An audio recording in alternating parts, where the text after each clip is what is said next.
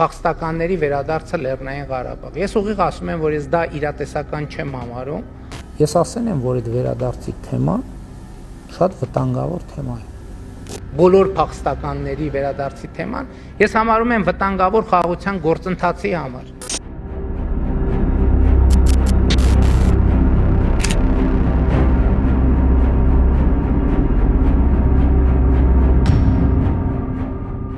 Ինչու է այսօր Ալիևը պահանջում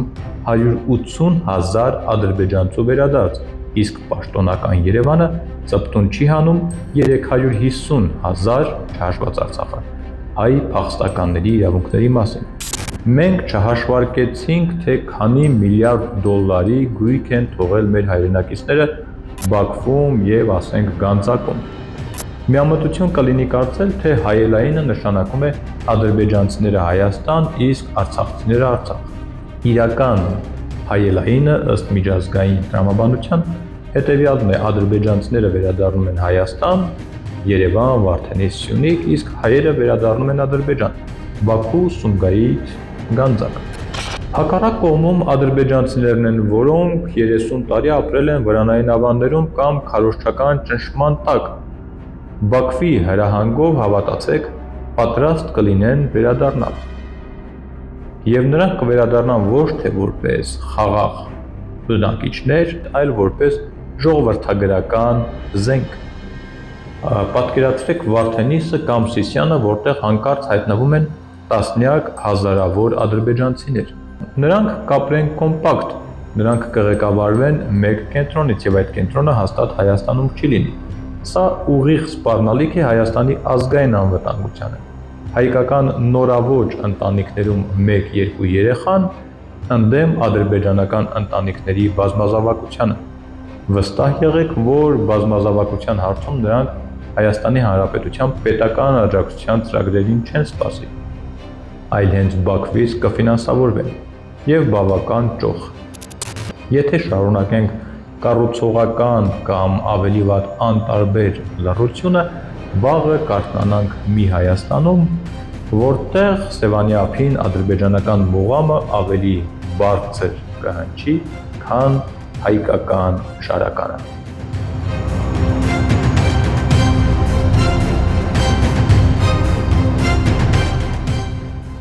Ադրբեջանը իրեն հատուկ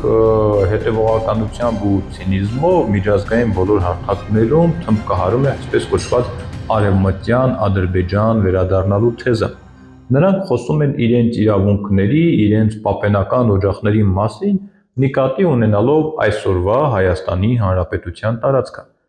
Իսկ մենք լռում ենք այնպես, կարծես 1988 թվականին ոչինչ էլ տեղի չի ունեցել, կարծես Բաքվի, Սումգայիթի, Կիրովաբադի ջարդերն ու տեղահանությունները վատ երազ էին, որոնք ավարտվել են եւ մոռացվել։ Բարև ձեզ, ես Նորայր Հովսեփյանն եմ, այսօր խոսելու ենք մի թեմայի մասին, որը շարունակում է բաց մնալ չնայած այն փակելու Հայաստանի Հանրապետության իշխանության անկեղծ փորձերին։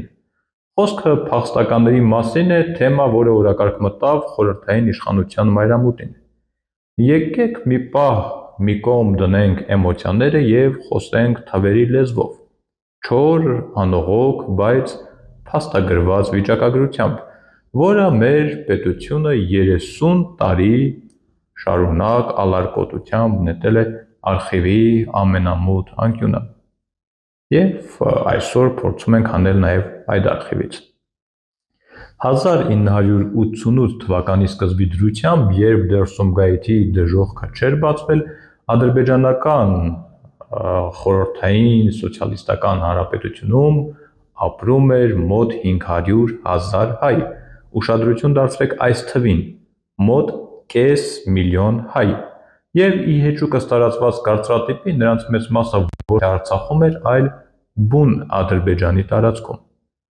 Վիճակագրությունը սառնասրտորեն փաստում է, որ այդ 500,000-ից միայն մոտ 145,000-ն էր լավագույն դեպքում ապրում Լեռնային Ղարաբաղի ինքնավար մարզում։ Բա մնացած ավելի քան 350,000-ը ապրում էր Ադրբեջանի խորքերում, կերտելով այդ երկրի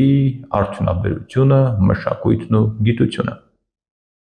1979 թվականի մարտահամարով միայն Բաքվում ապրում էր 215,000 հայ։ Նրանք քաղաքային էլիտան էին կազմում՝ ինժեներներ, բժիշկներ, նավթագործներ։ Հիմա նայենք հակառակ կողմին, ինչ պատկեր ունենք հայկական խորհրդային սոցիալիստական հանրապետությունում։ 88-ի դրությամբ Հայաստանում ադրբեջանցիների թիվը տատանվում էր 170-ից 180,000 մարդու սահմաններում։ Այո, սա քիչ թիվ չէ, բայց համեմատելի չէ Ադրբեջանի հայության թվաքանակի հետ։ Ավելին, եթե Բաքվի հայերը մեգապոլիսի բնակիչներ էին, ապա Հայաստանի ադրբեջանցիները հիմնականում գյուղաբնակ էին, բնակեցված Ամասիայում, Վարդենիսում, Մասիսում, Կրասնոսելսկում։ Նրանք զբաղեցնում էին ստրատեգիական նշանակություն ունեցող, ավելի ճիշտ Ադրբեջանին սահմանամերձ շրջանները։ Եվ այստեղ ծագում է ամենակարևոր հարցը. ինչու է այսօր Ալիևը պահանջում 180,000 ադրբեջանցու վերադարձ, իսկ պաշտոնական Երևանը ծպտուն չի հանում 350,000 չհաշված Արցախը հայ փախստականների իրավունքների մասին։ Միշտ պետք մեղադրել միայն գործող իշխանություններին, թեև նրանց, այսպես ասենք, խաղաղասիրական լռությունը երբեմն հանցավոր անտարբերության է հասնում։ Ճշմարտությունն այն է, որ սա մեր պետական մտածողությունն է արդեն 30 և ավելի տարի։ Սկսած Լևոն Տեր-Պետրոսյանից, անցնելով Ռոբերտ Քոչարյանով և Սերժ Սարգսյանով, վերջացրած Նիկոլ Փաշինյանով, ոչ ոք, ամենայն պատասխանատվությամբ կրկնում եմ, ոչ ոք լրջորեն չի զբաղվել Ադրբեջանից բռնատեղահանված հայերի գույքային և իրավական պահանջներով։ Մենք, որպես պետություն, այդպես էլ չստեղծեցինք անգամ միասնական տեղեկատվական բազա։ Եթե հանկարծ պարզվի, որ նման բազա ժամանակին ստեղծվել է, բայց այսօր այն տեղափոխվել է մեր ազգային կուսակցություններից որևէ մեկի, ասենք, Մարսի վրա գտնվող գրասենյակը, որ Փաշինյանը հանկարծ չգտնի և չոչնչացնի, իսկ իշխանափոխությունից հետո այդ բազան կրկին ետ են բերելու Հայաստան և դնեն մեր պահանջատիրության հիմքում, պատրաստ եմ ներողություն խնդրել, բայց ցավոք գրեթե 100%-ով վստահ եմ, որ նման բազա պետական մակարդակով այդպես էլ չստեղծեցինք։ Մենք չհաշվարկեցինք, թե քանի միլիարդ դոլարի գույք են թողել մեր հայրենակիցները Բաքվում և, ասենք, Գանձակում։ Մենք բավարարվեցինք նրանով, որ փախստականներին տվեցինք Հայաստանի Հանրապետության անձնագրեր կամ ճանապարհեցինք Ռուսաստան և ԱՄՆ համարելով խնդիրը լուծված։ Էլ չեմ ասում այն մասին, որ մի կաթիլ անգամ ջանք չթափեցինք, որ այդ մարդկանց մեջ կենդանի պահենք իրենց իրավունքները վերականգնելու թեկուզ փոքր, բայց պահպանվող հույս։ Իսկ Ադրբեջանը բոլոր այդ տարիներին թղթապանակներ էր հավաքում, ցուցակներ էր կազմում, քարտեզագրում էր Ամասիայի ու Վարդենիսի յուրաքանչյուր տուն, որպեսզի այսօր այդ չեղած տեղը հորինված իրավունքների թեման օգտագործի Հայաստանի դեմ։ Այո, ոչ թե Նիկոլ Փաշինյանի, այլ հենց Հայաստանի ու նրա յուրաքանչյուր բնակչի դեմ։ Դրա հետևանքները քաղելու են բոլորը՝ Փաշինյանի այսօրվա երկրպագուներից սկսած մինչև նրա ամենաոխերիմ քաղաքական հակառակորդները։ Ընդ որում այդ հետևանքները քաղելու ենք տասնամյակներ ու հարյուրամյակներ շարունակ։ Այսօր խոսվում է հայելային վերադարձի մասին։ Սա ամենավտանգավոր թակարդն է գոնե այն հասկացությամբ, ինչպիսին այսօր այն ընկալվում է։ Միամտություն կլինի կարծել, թե հայելայինը նշանակում է ադրբեջանցիները Հայաստան, իսկ արցախցիները Արցախ։ Ոչ, քանի որ Արցախի հարցը ինքնորոշման և բնիկ ժողովրդի հարց է։ Այն տարածքային վեճ չէ փախստականների համատեքստում։ Իրական հայելայինը ըստ միջազգային տրամաբանության հետևյալն է՝ ադրբեջանցիները վերադառնում են Հայաստան, Երևան, Վարդենիս, Սյունիք, իսկ հայերը վերադառնում են Ադրբեջան, Բաքու, Սումգայիթ, Գանձակ։ Եվ այստեղ մենք բախվում ենք դաժան իրականությանը։ Եկեք անկեղծ լինենք։ Եթե վաղն անգամ Ադրբեջանը տա անվտանգության շվեյցարական երաշխիքներ, Կալիֆոռնիայում, Մոսկվայում կամ նույնիսկ Երևանում հաստատված Բաքվեցի հայը արդյոք կվերադառնա ապրելու Ալիևի ռեժիմի ներքո։ Կարող ենք վստահ ասել, որ բացարձակ մեծամասնությունը ոչ։ Նրանք ինտեգրվել են այլ հասարակությունների, նրանք չեն վտանգի իրենց երեխաներին։ Լավագույն դեպքում նրանք կպահանջեն դրամական փոխհատուցում, որը Ադրբեջանը երբեք չի տա առանց միջազգային հարկադրանքի, կամ գուցե կտա, որ գլուխը միանգամից ազատի այս թեմայից։ Իսկ հակառակ կողմում ադրբեջանցիներն են, որոնք 30 տարի ապրել են վրանային ավաններում կամ քարոզչական ճնշման տակ։ Բաքվի հրահանգով, հավատացեք, պատրաստ կլինեն վերադառնալ։ Եվ նրանք կվերադառնան ոչ թե որպես խաղաղ բնակիչներ, այլ որպես ժողովրդագրական զենք։ Պատկերացրեք Վարդենիսը կամ Սիսիանը, որտեղ հանկարծ հայտնվում են տասնյակ հազարավոր ադրբեջանցիներ։ Նրանք կապրեն կոմպակտ, նրանք կղեկավարվեն մեկ կենտրոնից, եւ այդ կենտրոնը հաստատ Հայաստանում չի լինի։ Սա ուղիղ սպառնալիք է Հայաստանի ազգային անվտանգությանը։ Սա 5-րդ Շարասյան դասական սցենարն է, որը կարող է պայթեցնել Հայաստանը ներսից, առանց մի կրակոցի։ 1988-ին նրանք կազմում էին Ամասիայի բնակչության 70-ից 80%-ը։